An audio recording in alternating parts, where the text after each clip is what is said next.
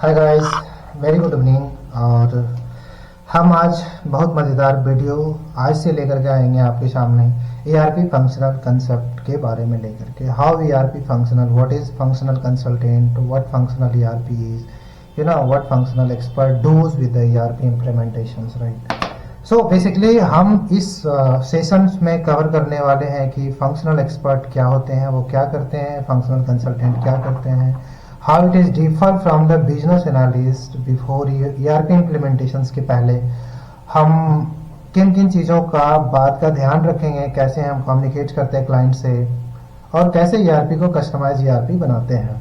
अगर आपने इस चैनल पे नए हो तो सब्सक्राइब करें और क्यूट सा बेल आइकन को प्रेस करके आप नोटिफिकेशंस टाइम टू टाइम ले, ताकि आपको अपडेट मिलता रहे फंक्शनल एक्सपर्ट के बारे में, फंक्शनल कंसेप्ट के बारे में, how to make customize ERP।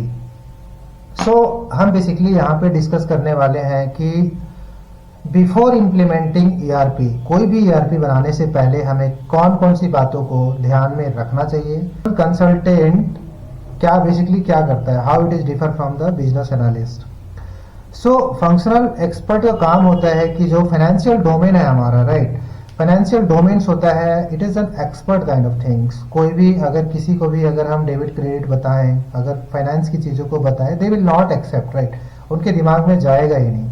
So the functional expert क्या करता है, फाइनेंशियल पर्पस को सॉल्व करता है, राइट, फंक्शनल डोमेन को सॉल्व करता है एक ERP बनाने से। अब बोलेंगे सर बिजनेस एनालिस्ट भी तो यही काम करता है। यस इट डज, बट क्या होता है ना कि फंक्शनल एक्सपर्ट और बिजनेस एनालिस्ट दोनों साथ साथ क्लाइंट से इंटरेक्ट करते हैं एज इस बिजनेस को समझने के लिए, डे टू डे एक्टिविटी को समझने के लिए कि पर डे हमारा जो बिजनेस चल रहा है, जो क्लाइंट का बिजनेस चल रहा है, उस बिजनेस को समझने के लिए हमें कौन सा स्टेप लेना पड़ेगा, राइट, हमें कौन कौन सी बातों का ध्यान रखना पड़ेगा, right, before implementing the ERP। So basically क्या होता है कि suppose let's take an example, आपका कोई ERP बनने जा रहा है। So ERP is a combination of the multiple module, right. Suppose करें हम HRMS मॉड्यूल की बात करें, जिसमें से अटेंडेंस पंच होता है, पंच होकर अटेंडेंस फाइनलाइजेशन होता है, एम्प्लॉय का ऑनबोर्डिंग होता है और जाकर के अटेंडेंस फाइनलाइज होकर के डायरेक्ट पेरोल प्रोसेसिंग होता है उसका। उसमें बहुत सारे ऐसे कॉम्प्लेक्शंस हैं, कैलकुलेशंस हैं, सैलरी कंपोनेंट्स हैं, how it is calculated, all those things we will be covering into, right। उसके बाद सपोज दूसरे मॉड्यूल की बात करें, मटेरियल मैनेजमेंट मॉड्यूल होता है, वेंडर मैनेजमेंट मॉड्यूल होता है, fixed assets management, even though the financial modules होता है, एक दूसरे से द कनेक्टेड है एक दूसरे से module. So this is called the 360 degree approach whenever you are going to implement your ERP. This is not like single module, right? Customized ERP is not like the single module, yeah, even though it is single module, but आप इसको कैसे लेकर के जा रहे हो एक complete ERP package की ओर। सो हमें सबसे पहले क्या होता है ना, प्री प्रोडक्शन आपको एज इज बिजनेस को समझना पड़ता है। एज इज बिजनेस को समझने के साथ साथ क्लाइंट का टू बी बिजनेस को भी ध्यान रखना पड़ता है कि एग्जिस्टिंग बिजनेस उसका क्या है वो कैप्चर करो। बेस्ड ऑन दैट आपको user flow diagram, user journey ready करना पड़ता है, क्लाइंट को समझाना पड़ता है, राइट। क्लाइंट के बिजनेस को समझने के बाद आपको सजेस्ट करना पड़ता है एज एन कंसल्टेंट। आपको ये सब चीजों का ध्यान रखना पड़ता है कि और अच्छा क्या हो सकता है, आपको और सजेशंस क्या दे सकते हो आप क्लाइंट को।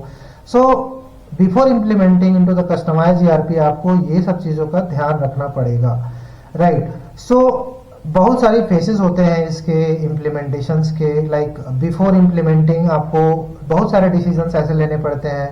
सबसे पहला क्या होता है, आपको क्लाइंट से day to day activity interact करना पड़ता है, आपको रिक्वायरमेंट फ्रीज करना पड़ता है, प्रोसेस फ्लो डायग्राम बनाना पड़ता है एज इस बिजनेस को लेकर के, टू बी डायग्राम बनाना पड़ता है, और बेस्ड ऑन दैट आपको सबसे एक डॉक्यूमेंटेशन जरूरी होता है which is called the functional requirement specification. Existing business को एक नया बिजनेस का जरिया देने जा रहे हो, एक ERP बनाने जा रहे हो, तो वहां पे बिजनेस रिक्वायरमेंट स्पेसिफिकेशंस आता है, BRD, business requirement documentations. As इस बिजनेस को फ्रीज करके to be business which is called the SRS। SRS is a combination of like the functional और the non functional specifications also.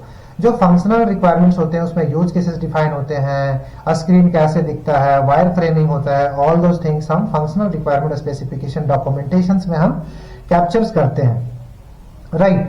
सो ये सब चीजों का ध्यान रखते हुए हमें कंप्लीट ईआरपी को बनाना पड़ता है। अगर हम एचआरएमएस की बात करें तो एचआरएमएस में क्या होता है, हमें एम्प्लॉय ऑनबोर्ड करके एम्प्लॉय पंच इन करता है, पंच आउट करता है थ्रू द बायोमेट्रिक डिवाइसेस।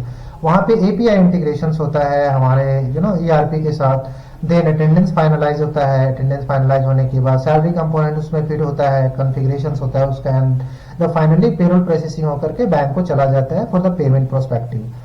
उसी तरीके से अगर कोई वेंडर को ऑनबोर्ड करते हैं तो वेंडर से अगर कोई गुड्स बाय करना है लाइक तो उसको पेमेंट जाएगा, विच is called the accounts payable, right. ये सब सारी चीजें का इम्प्लीकेशन हमारा बैलेंस शीट पे पड़ता है, which is called the chart of accounts into the ERP. So अभी क्या होता है ना कि ये फंक्शनल पार्ट होता है, वो कॉमर्स बैकग्राउंड के candidate can be perform better. I am not saying कि business analyst can not, business analyst can be anyone, even though finance background के candidates, arts background के candidates or any of the candidates can be can play both the role, the functional or the BA, right? So what I understood कि functional क्या करते हैं कि एक complete tester बन जाते हैं, the finance perspective से उनको पता होता है कि how the data is the syncing from one module to another module, how the output is coming from 1 + 1 = 2 और ये कैसे जाकर के हमारा accounts को hit करता है। सो बेसिकली हम यहाँ पे कुछ चीजें को कैप्चर करेंगे एंड देन कि हम उसे एक एक चीज करके उसको फ्रीज करेंगे। हम यहाँ पे लाइन बाय लाइन पढ़ेंगे how what functional consultant do, how what is the role of the functional consultant. So